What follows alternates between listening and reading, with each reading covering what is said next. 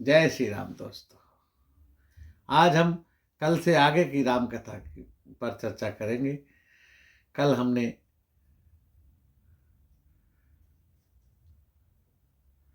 जो वीडियो बनाए उसके आगे की कथा हम आज करते हैं। जब रामचंद्र जी अपने भाइयों के साथ 5 वर्ष की अवस्था में आ गए, तब गुरु जी ने कहा कि अब इनको गुरुकुल में रहना होगा और सारी विद्याएं सीखनी होगी। तब राजा दशरथ ने सारी व्यवस्था करके और उनका मुंडन संस्कार और जनेऊ संस्कार कराया और हवन यज्ञ किया। और उसके बाद चारों बालकों ने गुरुजी के आदेश से पहली भिक्षा अपनी माताओं से ली, क्योंकि जो गुरुकुल का नियम था कि गुरुकुल में जब रहता है उसे राज प्रसाद नहीं खाना, चाहे वो राजा का ही पुत्र क्यों ना हो, उसे भिक्षा मांग के खाने का नियम होता था। अब गुरुजी उन चारों बालकों को आश्रम में ले आते हैं और राजा से कहते हैं कि राजा वहां कोई मिलने नहीं आएगा इनसे जब तक इनकी शिक्षा पूरी नहीं हो। और गुरुजी फिर आश्रम में सारे बच्चों के साथ इन चारों भाइयों को भी रखते हैं। ये चारों भाई सारे बच्चों के साथ आश्रम की व्यवस्था में सेवा करते हैं। सुबह को फूल लानी, लकड़ियां लानी, हवन के लिए साफ सफाई करनी है और आश्रम के और काम करने हैं। और गुरुजी सारे बच्चों की क्लास लेते और उनको उपदेश देते। एक दिन सारे बच्चे बैठे हैं गुरुजी के पास, तो राम जी प्रश्न करते हैं, गुरुजी ये जन्म क्या है, ये मरण क्या होता है? गुरुजी कहते हैं कि जो शरीर के अंदर आत्मा होती है वो जब कोई शरीर धारण करती है तो उसको जन्म कहते हैं, और जब वो शरीर छोड़कर जाती है उसको मरण कहते हैं। जैसे इंसान अपने पुराने कपड़े उतार कर नए कपड़े पहनता है, इसी प्रकार आत्मा भी पुराना शरीर छोड़कर नया शरीर धारण करती है। ये जीवन चक्र ऐसा ही चलता रहता है। लाखों मनुष्यों में कोई कोई बिरला ही मुक्ति को प्राप्त होता है। ऐसा ज्ञान गुरुजी सारे बच्चों को देते हैं। फिर गुरुजी बताते हैं कि गुरुजी कहते हैं आज हम आपको मनुष्य के शरीर में 7 चक्रों के ऊपर चर्चा करेंगे। इंसान के शरीर में 7 चक्र होते हैं, वैसे तो 12 होते हैं लेकिन 7 चक्र मुख्य चक्र हैं। इनमें पहला चक्र मूलाधार चक्र है, जो रीढ़ की हड्डी के मूल से शुरू होता है। दूसरा चक्र स्वाधिष्ठान चक्र है,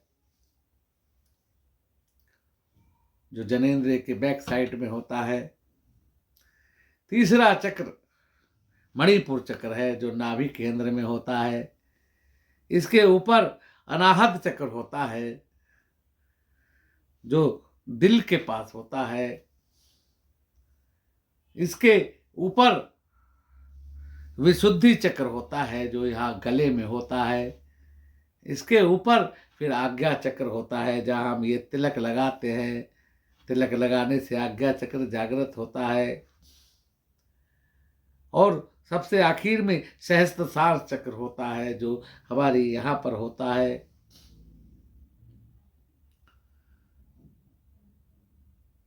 इन चक्रों में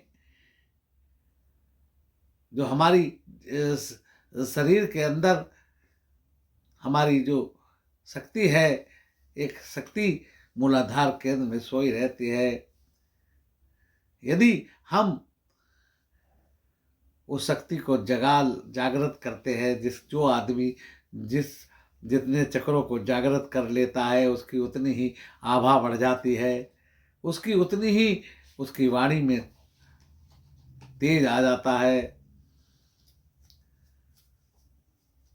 तो मूलाधार से शुरू करना पड़ता है। जो मूलाधार को जागृत करता है उसके बाद वो शक्ति ऊपर उठकर अगले चक्र में